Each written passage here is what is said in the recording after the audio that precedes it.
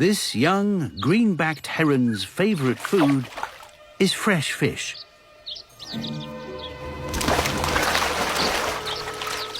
To catch a meal here, he needs a more measured approach. Even the slightest movement gives him away.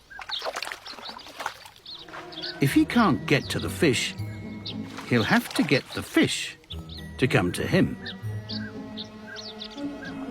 He knows they'll inspect anything on the surface they think might be food. So he tries something fewer than 1% of all birds on the planet do.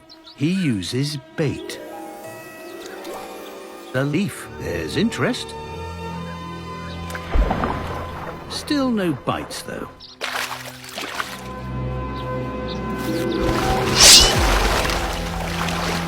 Bullseye.